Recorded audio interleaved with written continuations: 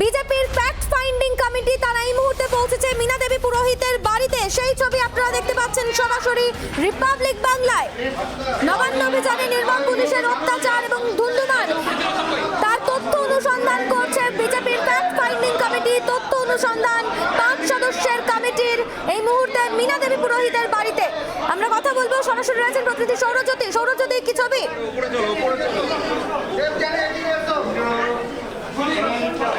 একেবারেই দেখো, Kolkata medical college হাসপাতাল থেকে এই মুহূর্তে বিজেপির 5 সদস্যের ফ্যাক্ট ফাইন্ডিং টিম তারা এসে পৌঁছালেন মীনা দেবী পুরোহিতের ফ্ল্যাটে এবং এখানে আপাতত তিনি হাসপাতালে ভর্তি ছিলেন এবং সেই হাসপাতালে ভর্তির পরে এই মুহূর্তে তিনি চিকিৎসাধীন অবস্থায় রয়েছেন তার নিজের বাড়িতেই। এবং এখানে কেমন রয়েছেন মীনা দেবী পুরোহিত, প্রাক্তন ডেপুটি মেয়র, তার সঙ্গে তারা কথা বলবেন এবং নবান্ন অভিযানের দিনে আবারও যে মূল বিষয়ের জন্য তারা এই মুহূর্তে এসেছেন, অনুসন্ধান কমিটির সদস্যরা এসেছেন, তাদের তরফ থেকে কিন্তু একটা বিষয় কিন্তু চেক করবার চেষ্টা হবে মূলত কি ঘটনা ঘটেছিল, অর্থাৎ তথ্য অনুসন্ধান। সেই বিষয়টাই কিন্তু তারা দেখছেন। আমি এই মুহূর্তে দেখাই অগ্নিমিত্রা পাল, তিনি এসে পৌঁছেছেন এবং তার সঙ্গেই ফ্যাক্ট ফাইন্ডিং টিমের যারা সদস্যরা তারা এই মুহূর্তে সেই ছবি দেখছি, তারা পৌঁছাচ্ছেন মীনা দেবী পুরোহিতের ফ্ল্যাটে এবং এখানে তার সঙ্গে কথা বলবেন তারা। মূলত কারণ অনুসন্ধান করার চেষ্টা নবান্ন অভিযানের দিনে। আমি সেই ছবিটা দেখাচ্ছি। দিদি, কি বলবেন? মানে মীনাদি এখানে রয়েছেন, আমরা দেখতে এসেছি, কথা বলি তারপর বলছি। কোন ফ্লোরে যাচ্ছে? একেবারে তুমি দেখছো যে বিজেপির ফ্যাক্ট ফাইন্ডিং টিমের সদস্যরা তারা এসে পৌঁছাচ্ছেন। আমি আবারও একবার কথা বলবার চেষ্টা করব অগ্নিমিত্রা পাল, বিধায়িকা এবং সাধারণ সম্পাদক তার সঙ্গে। আপনারা তো গিয়েছিলেন কলকাতা মেডিকেল কলেজ হাসপাতালে, সেখানে গিয়ে কি কথা হলো, কারা কি বয়ান দিলেন? সেখানে সবাই, ওনারা যারা এসেছেন টিম, তারা শ্রমিকদার সাথে কথা বললেন, শ্রমিক আমাদের কার্যকর্তা, ডাক্তারের সাথেও কথা হলো এবং তারপরে এবার রিপোর্ট তৈরি করবে। কেন্দ্রীয় কমিটির যারা টিম, তারাও তো বলছেন যে রাজ্যে কোথাও গণতন্ত্র নেই, পুলিশের তরফে বল প্রয়োগ করা হচ্ছে। পশ্চিমবঙ্গে যে গণতন্ত্র নেই সেটার জন্য কোনো রকেট সায়েন্স বা আইনস্টাইনের বুদ্ধির দরকার নেই। যে কোনো মানুষই জানে যে এখানে মানে ডেমোক্রেসি নেই। এটা না কোন ফ্লোর? আমি এই মুহূর্তে কথা বলছিলাম বিধায়িকা অগ্নিমিত্রা পালের সঙ্গে। তুমি দেখলে যে কেন্দ্রীয় যারা টিমের সদস্যরা এসে পৌঁছেছেন তারা মেডিকেল কলেজে ঠিক কি বললেন। অভিষেক বন্দ্যোপাধ্যায় তিনি যে মন্তব্য করেছেন সেই মন্তব্যের প্রেক্ষিতে কিন্তু তারা আবারও বিস্ফোরক হলেন। কোথাও পুলিশ কর্মীদের নির্দেশ দেওয়া হয়েছিল এবং নবান্ন অভিযানে যে ঘটনা ঘটেছিল, যে সন্ত্রাসের অভিযোগ বিজেপির কর্মীরা করেছিলেন পুলিশের বিরুদ্ধে, সেটা কিন্তু আরও একবার তারা স্মরণ করিয়ে দিলেন এবং তারা জানালেন যে আজকে তারা এই রাজ্যে অনুসন্ধান করবার পরে কিন্তু তারা সরাসরি পৌঁছাবেন দিল্লিতে এবং খুব কম সময়ের মধ্যে জেপি নাড্ডা, বিজেপির সর্বভারতীয় সভাপতি, তার কাছে সেই রিপোর্ট তারা পৌঁছে দেবেন। আমি এই মুহূর্তে ছবিটা দেখাচ্ছি। একে একে বিজেপির কেন্দ্রীয় যে 5 সদস্যের টিম তারা এসে পৌঁছাচ্ছেন। আমি আবারও একবার অগ্নিমিত্রা পালের সঙ্গে কথা বলবো। কতদিনের মধ্যে নাড্ডার কাছে এই বিষয় নিয়ে বিস্তারিত বিবরণ যাবে? আজকেই রিপোর্ট তৈরি হয়ে যাবে, কাল পরশু করেই জমা করে দেওয়া। আপনারা কি কোনো পুলিশের সঙ্গে কথা বলবেন? মানে পুরো বিষয়টা তো পুলিশের বিরুদ্ধেই। পুলিশই তো করেছে, ওদের সাথে আর কি কথা বলা। একেবারে সেই ছবি তোমায় দেখাচ্ছি যেখানে অগ্নিমিত্রা পাল, দীপাঞ্জন গুহদের সঙ্গে এই মুহূর্তে 5 সদস্যের যারা এসেছেন মেম্বার, 5 ফ্যাক্ট ফাইন্ডিং টিমের সদস্যরা তারা সঙ্গে থাকো। এই মুহূর্তে আপনারা দুটি ছবি দেখতে পাচ্ছেন পাশাপাশি। অগ্নিমিত্রা পাল একদিকে রয়েছেন, যেরকম সেরকম রয়েছে বিজেপির ফ্যাক্ট ফাইন্ডিং সদস্যের 5 সদস্যের যে দল, সেই সদস্যের দলের ছবি আপনারা দেখতে পাচ্ছেন।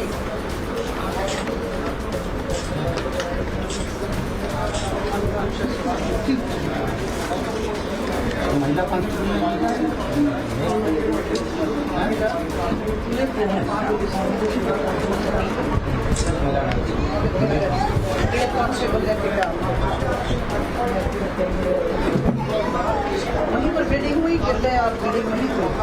अच्छा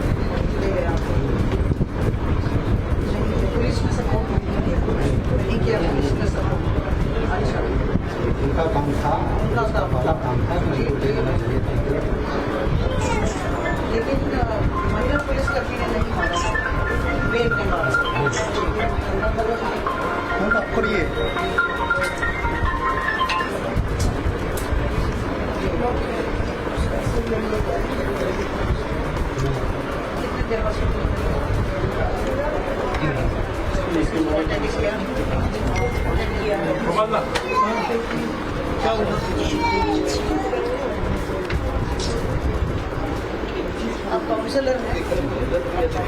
आप डिप्टी मेयर रही हैं। Deputy mayor. अभी कैसा लग रहा है? खाना वाना सब ठीक ठाक?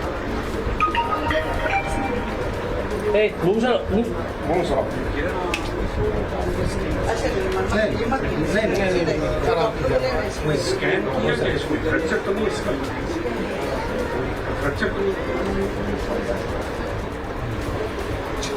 मनोज नड्डा जी ने भेजा हम लोगों को, हम लोग आए हैं। अपराजिता जी हैं ये पूर्व मंत्री जी राजवर्धन राठौर जी, समीर उरांव जी, शमीर झाकर जी। हम लोग आप राजस्थान से हैं? राजस्थान से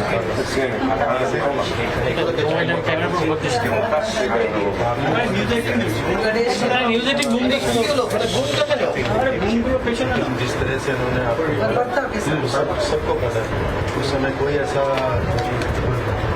रैली वगैरह नहीं थी। आप खड़ी नहीं थे, आपके पास कोई भीड़ भी नहीं थी, उसके बावजूद भी आप आपकी गलती ये थी, आपके हाथ में बीजेपी का झंडा था, बस ये उन्होंने झंडे देख के पीछा है।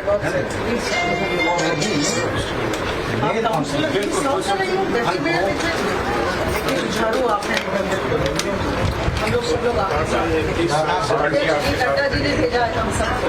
आप जल्दी से स्वस्थ हों। आप भुवनेश्वर आए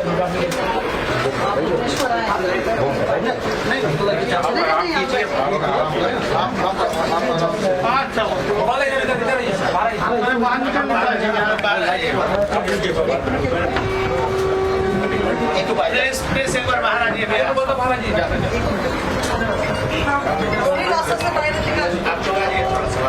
चलो चलो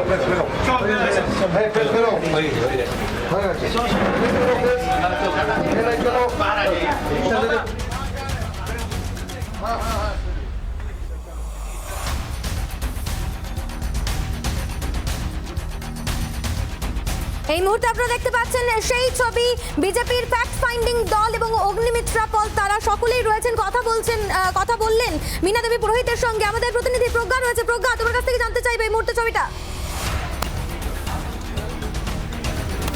এই মুহূর্তে কিন্তু এখন যে ফ্যাক্ট ফাইন্ডিংয়ের 5 জন সদস্য কেন্দ্রীয় বিজেপি থেকে এসেছেন, তারা এই মুহূর্তে দাঁড়িয়ে কথা বলছেন মীনা দেবী পুরোহিতের সঙ্গে। মঙ্গলবার নবান্ন অভিযানের দিন কি ঘটেছিল তারই কিন্তু বিবরণ শুনে নিচ্ছিলেন।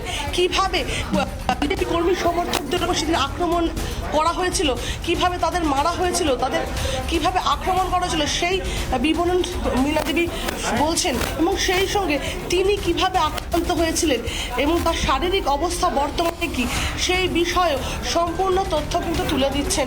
তিনি এই মুহূর্তে এখনও অসুস্থ, তার শারীরিক রয়েছে, তিনি স্পষ্ট খুব ভালোভাবে কথা বলার মতো তিনি যতটা পারছেন। এই যে কেন্দ্রীয় বিজেপি প্রতিনিধি দল এসছেন 5 সদস্যের, তাদের সঙ্গে কথা বলছেন এবং মঙ্গলবার দিন যা ঘটেছিল সেই ঘটনা পুঙ্খানুপুঙ্খভাবে তিনি তুলে ধরছেন এবং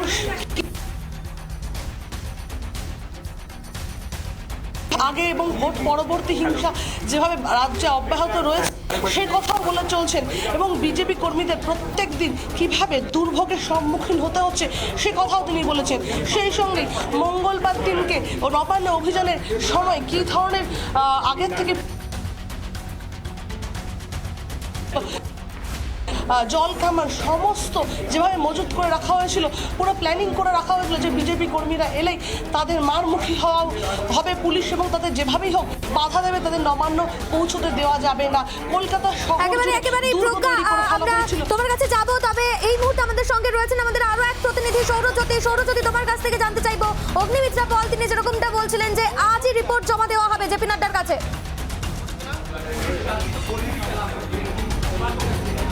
একেবারে ভীষণ তাৎপর্যপূর্ণ 5 সদস্যের যে কমিটির সদস্যরা এসেছেন, তুমি দেখলে কলকাতা মেডিকেল কলেজ, সেখানে তারা প্রাথমিকভাবে আহত বিজেপি কর্মীদের সঙ্গে তারা কথা বললেন এবং সেখানে পুলিশ নবান্ন অভিযানের দিনে কি ঘটনা ঘটিয়েছিল সেই বিষয় নিয়ে বিস্তারিত অভিযোগ করেছেন, এমনটা জানালেন বিজেপির কর্মীরা।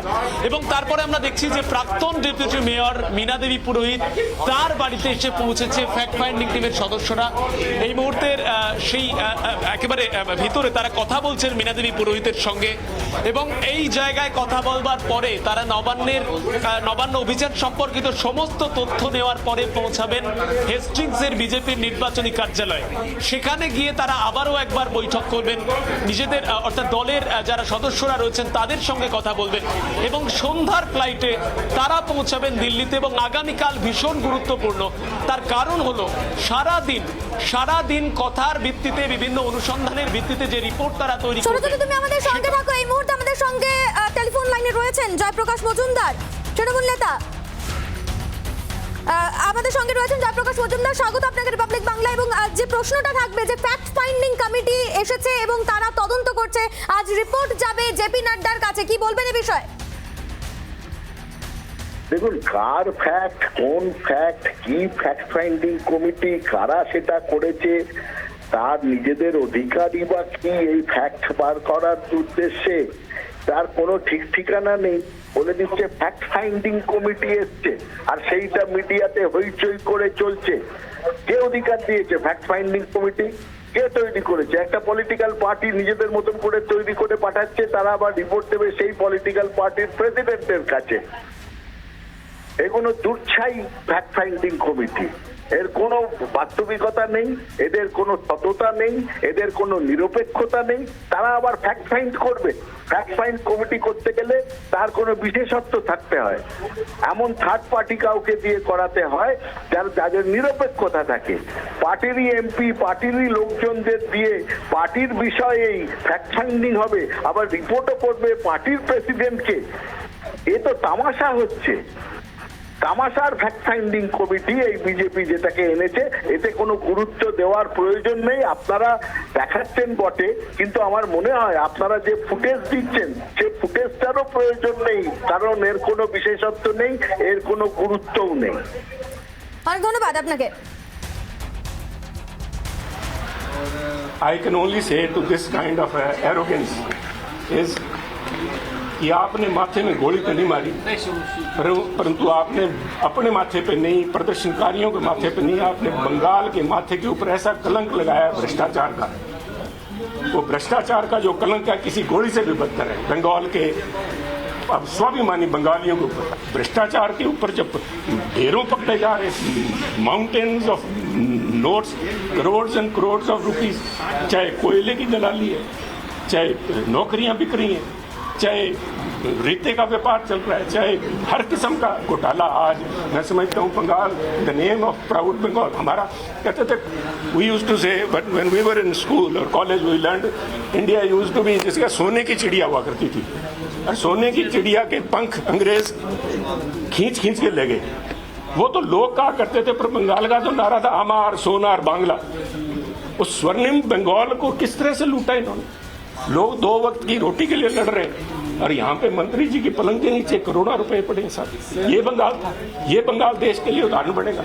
मैं समझता हूँ समय आ गया है, हम अपनी रिपोर्ट नड्डा जी को जाके हमारे बीजेपी के प्रधान को देंगे, परंतु हमारी रिपोर्ट से भी ज्यादा बंगाल के मंत्रात्मा को आवाज दूंगा कि उन्हें अब समय आ गया, अंदर झांक के देखें क्या इस किस्म की सरकार चाहिए, क्या इस किस्म के राजनेता उन्हें चाहिए जो कि ना सिर्फ अहंकार और ऊपर से भ्रष्टाचार से जिस तरह लिप्त हैं।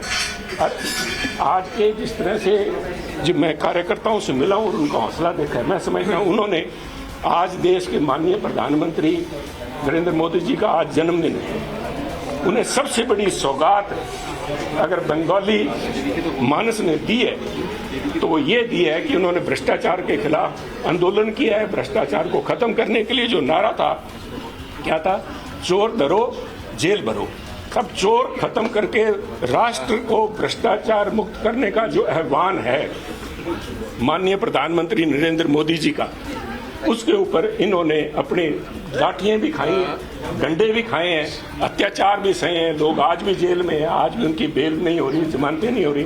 परंतु ये मैं समझता हूँ कि आज जो बंगाल का बीजेपी वर्कर है पूरे हौसले में माननीय प्रधानमंत्री मोदी के आह्वान पे एकजुट खड़ा है। सुनील जी, नवान्न अभियान का बाद अभिषेक बैनर्जी का जो स्टेट से वो क्या आपने बोला एरोगेंस ऑफ पावर साहब, इस arrogance what is arrogance is I would say has become a norm these days with people in power, but arrogance coming from administration which is drenched in corruption, that is something not tolerable साहब in any way. Arrogance cannot be tolerated. हमारे यहाँ गुरु महाराज गुरु गोविंद सिंह ने कहा था अहंकार्या सो मार्या. Anybody who gets drunk with power, I think his end is life is there. Like they cannot, this kind of arrogance in democracy cannot be and should not be tolerated. Trinamool ने बताया कि आपके यहाँ आने से कोई आता जाता नहीं। सुनील जाखड़ जाओ सामने जाओ सुनील जाखड़